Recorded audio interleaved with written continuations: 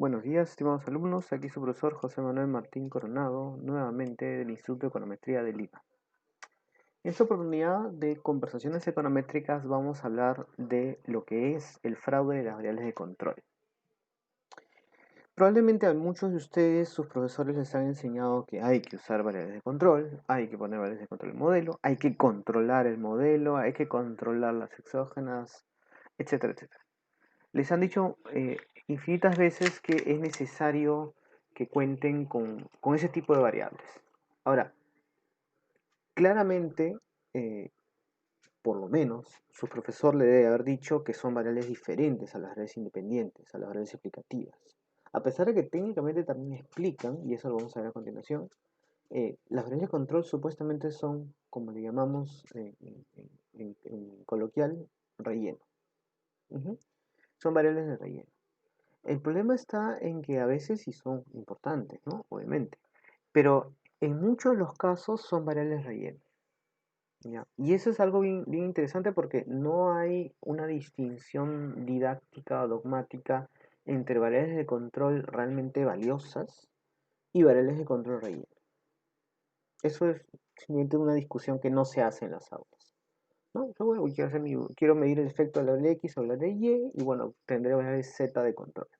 Punto. Ahora, el problema es bien interesante porque ¿qué criterio tiene el investigador para diferenciar el control del no control, es decir, las independientes? Pues esencialmente el criterio es su decisión y su objetivo de investigación. Yo quiero investigar estas tres variables, ¿no? X1, X2, X3 sobre Y, pero realmente no me interesa otras variables, pero sí sé que debería ponerlas porque la literatura lo pone, porque no sé qué, porque no sé cuánto. Entonces usualmente me veo tentado a poner esas variables, a pesar de que no pueda estar de acuerdo con ellas, como el común denominador de los papers lo hace, pues yo también creo que debería hacerlo, sin dejar de lado las variables X que yo quiero efectivamente investigar, ¿no? Ahora, esto es bien interesante porque a veces las variables X pues son una o dos, bueno, ¿no? Pero a veces son 20 variables X y luego son 30 variables de control. Entonces, eso es un modelo que puede ser demasiado pesado. O a veces es una única variable X y 40 de control, o 5 de control, ¿no? Entonces, ¿cuál es la relación o el ratio entre variables de control y variables independientes? Un ratio válido, ¿no? Hay una discusión ahí que no se suele hacer en las aulas, ¿no? Entonces, lo cierto es que las variables de control, en el sentido de variables de relleno, son variables que realmente no quiero otorgarle la importancia y la responsabilidad explicativa a mi modelo.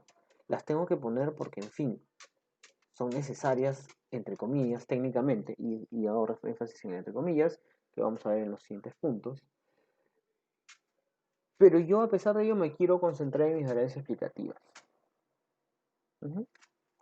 Perfecto, no les quiero dar esa importancia, ya sea porque no las conozco, esas variables, no las sé, no las sé manipular, no las sé trabajar, no las he identificado yo, o porque realmente hay un problema adicional, ¿no? Hay una dificultad adicional, ¿no? Em, pero vamos entrando un poco al detalle. Existen tres enfoques básicos de esas variables de control, y eso es interesante porque los teóricos prácticos están en ese debate, y hay un dicho muy interesante, que aquel econometrista que crea que todo está bien, está equivocado, ¿no? Eh, mm, Hay un gran problema, ¿no? Que todo es claro, pues si todo es claro no es necesario ningún modelo econométrico. Entonces, en este caso, las variables de control a veces se consideran como variables de agrupamiento cualitativo, ¿no? Como ¿no? Unas dummies o unas variables cualitativas donde quiero yo determinar o controlar, entre comillas, esas características. Y el típico caso es de, por ejemplo, los estudios microeconométricos de sexo, género, ¿no? O eh, nivel socioeconómico y la otra variable, por ejemplo, que podría ser en los estudios norteamericanos hace mucho énfasis en el tema racial, ¿no? Y así, entre comillas, controlo esas variables o esas posibilidades. Bajo la idea de que en ese subgrupo, y por eso se habla de agrupamiento, esa variable está constante, es constante. Porque Yo hago un análisis cualitativo, 0, 1, o menos 1, 0 y 1. Entonces yo veo que en cada constante, ¿no? Hay un subgrupo, digamos, el 33% de cada parte de la muestra, pues tiene el número de esa variable en constante, ¿no? De manera constante. Y por lo tanto hago un análisis triple. Ahora, ahí podríamos analizar si es que hay diferencias significativas, ¿no? Y esto se parece un poco a evaluación de impacto. ¿Hay diferencias significativas en el estimador dependiendo de los subgrupos? Sí, no, sí, no. Esa es una forma de interpretar los variables de control, que es bastante común, dependiendo de cuál es la formación de su profesor, va a ir por ese lado. Otra forma también es como variable de explicatividad residual o marginal, ¿no? Que es la que también nosotros enseñamos, ¿no? ¿Qué quiere decir? Que efectivamente el modelo, pues el beta, eh, puede variar, ¿no? El X1 puede afectar a Y, pero va a afectar a Y en lo que no se ha explicado o afectado por las otras variables. Y esas otras variables que a mí no me interesan son las variables de control. Son variables que son de contexto, por eso digo de relleno, ¿no? Son variables de contexto que no tengo especial interés, entonces, pero sí quiero eh, tratar de sincerar mi beta considerando este contexto.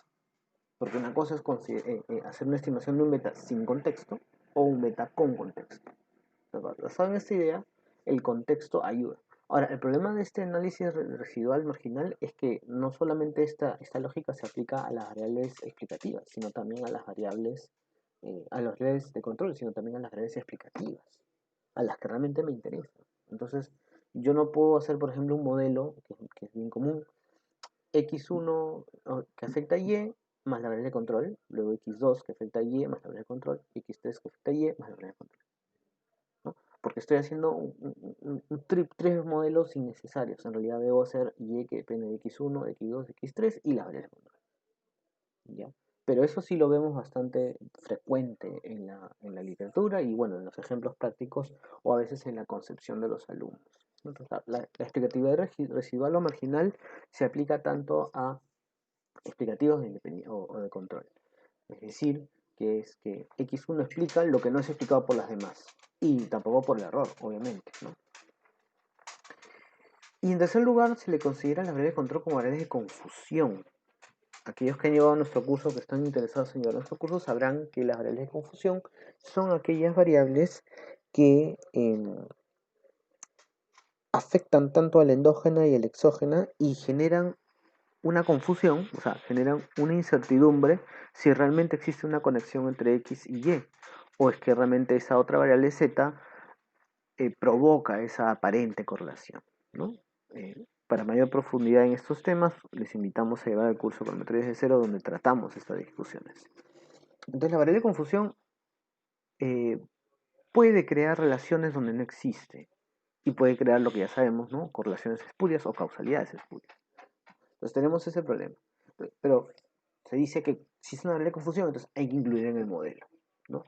Ahora, eso genera un problemón, porque obviamente si bien va a tener una explicatividad respecto a Y, va a tener una potencial explicatividad respecto a X, por lo tanto puede haber un problema de multicolinealidad con inflación de varianza, pero y esas cosas. Ahora, esos son los usos pues clásicos, ¿no? Que a veces se ven en la literatura y bueno, no se explican tanto, ¿no? Realmente. Pero en realidad, en la práctica, en lo que estamos viendo en los papers recientes y en los papers de muchos alumnos, el uso de las variables de control es un poco desconocido, ¿no? Y actualmente muchos alumnos lo usan de una manera ingenua, ¿no? Pensando que es el procedimiento estándar y que incluir variables de control es una manera de que tu modelo sea más cierto y esas cosas. Pero lamentablemente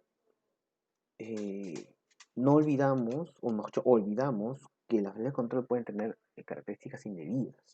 ¿Cuáles son las características indebidas de las variables de control las cuales tenemos que tener cuidado? Que es una muy sencilla, que es que aumenta artificialmente la explicatividad global del modelo. El R cuadrado vuela. Si metemos muchas variables de control, sobre todo que sean redundantes, el R cuadrado vuela. La varianza también, la multi también, pero a veces la multi puede ser uno de los males menores y que a veces al investigador pues hace un robusto o hace una técnica adicional y se olvida del tema de la multicolinialidad o hace una interacción o lo que fuera.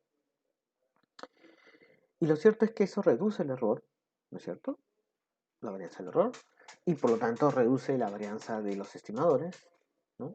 Y lo que hace es que la significancia individual vuela.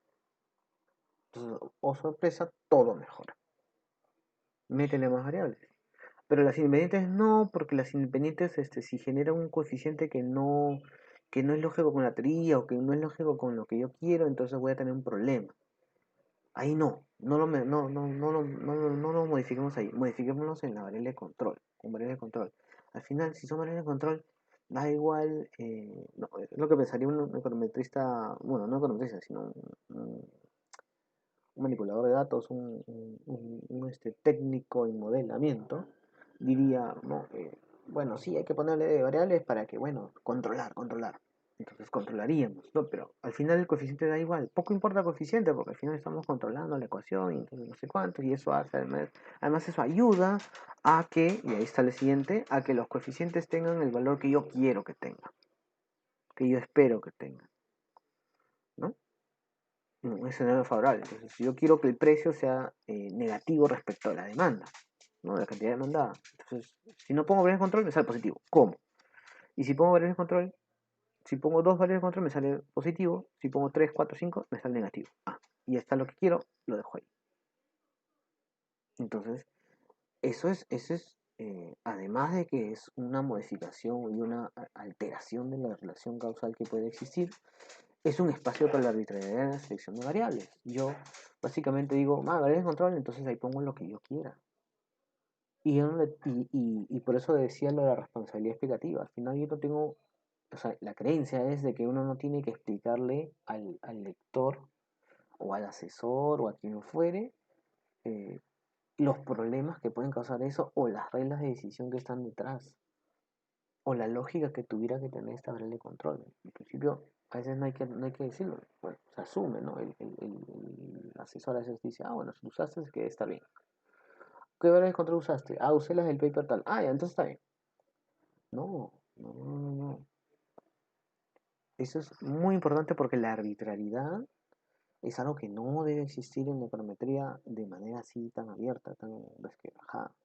Tiene que haber una especificación, por eso existe el Specimetrics, que es el segundo curso, el cuarto módulo, cuarto curso del diplomado de econometría de cero, donde les enseñamos a los alumnos que ya tienen las herramientas estadísticas, matemáticas y de modelamiento básico a hacer realmente modelos econométricos de manera total, integral.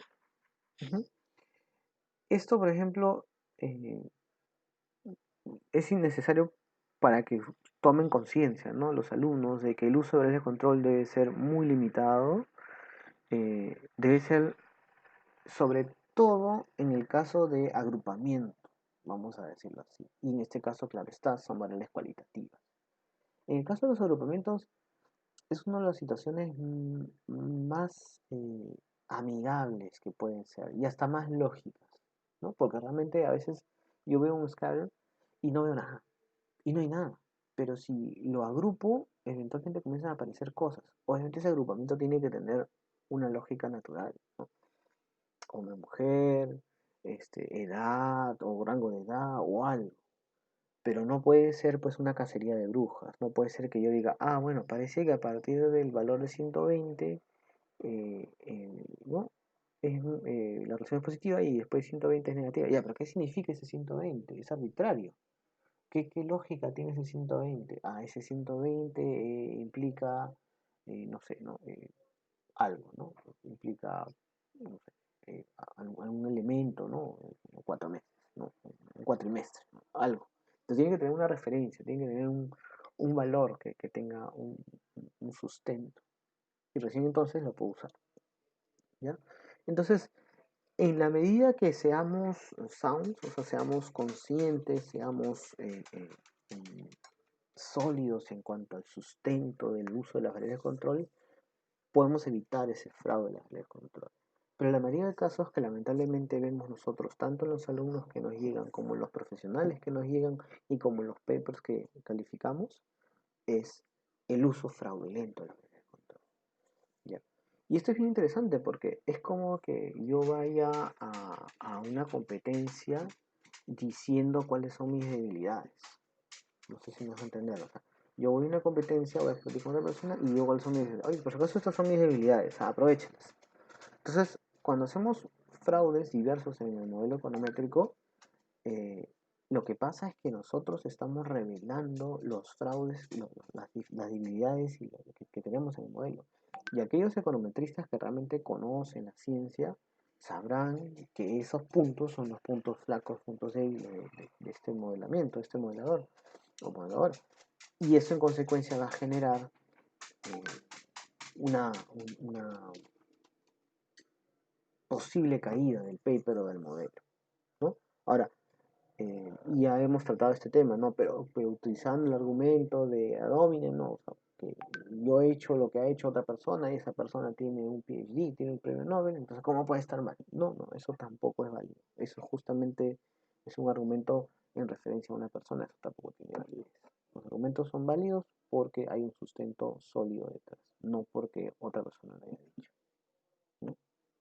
Esos, esas son cosas que no se tratan mucho en los cursos de econometría porque están muy empecinados en diversas actividades operativas, más que analítico-críticas, como es lo que hacemos en el curso de econometría desde cero y en los diversos cursos de econometría, ¿no?